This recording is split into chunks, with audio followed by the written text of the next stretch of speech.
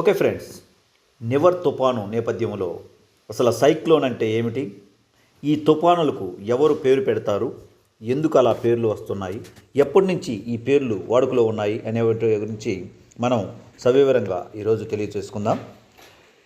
1953లో మొట్టమొదటిసారిగా యొక్క అమెరికా దేశాలలో ఈ యొక్క పేర్లు పెట్టడం అనేటువంటి తుఫానులకు ఆనవాయితీగా మారింది. అమెరికాలో మొదలైనటువంటి ఈ యొక్క సాంప్రదాయం హిందూ మహాసముద్రంలోని తుఫానులతో పాటు బంగాళాఖాతం, అరేబియా సముద్రం, వాయు హిందూ ప్రాంతాలలో వచ్చిన తుఫానులకు పేరు పెట్టడం అనేటువంటిది ఆనవాయితీగా వస్తున్నది. మరి మన దక్షిణాసియా ప్రాంతాలలో 2004 నుండి ఈ యొక్క తుఫానులకు పేరు పెట్టడం అనేటువంటిది జరుగుతూ ఉన్నది.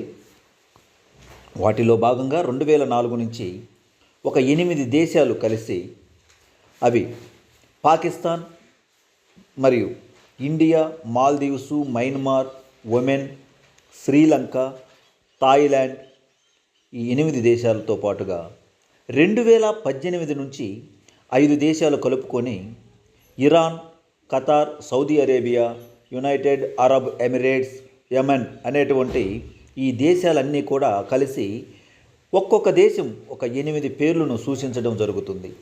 ఆ పేర్లు ఈ తుఫాన్లు వచ్చినప్పుడు వరుస క్రమంలో మొదట బంగ్లాదేశ్, తర్వాత ఇలా ఇండియా ఈ యొక్క పేర్లు పెట్టడం అనేటువంటిది ఆనవాయితీగా వస్తుంది. ఈ మధ్యకాలంలో కానీ మనం గమనించినట్లయితే నిసర్గ అనే తుఫాన్ని పేరు పెట్టినటువంటి దేశం బంగ్లాదేశ్. ప్రస్తుతం ఈ యొక్క నివర్ అనేటువంటి తుఫానును పేరు పెట్టినటువంటి దేశం ఇరాన్. ఓకే ఫ్రెండ్స్, ఇక్కడ సైక్లోన్ అనేటువంటిది సైక్లోస్ అనే గ్రీకు పదం నుంచి రావడం జరిగింది. సైక్లోస్ అనగా పాము యొక్క గుండ్రని చుట్ట లేదా చక్రం అనే అర్థంలో వస్తుంది. ఈ యొక్క సైక్లోన్ అనేటువంటి పదాన్ని మొట్టమొదటిసారిగా ఉపయోగించినటువంటి శాస్త్రవేత్త హెన్రీ పెడింగ్టన్.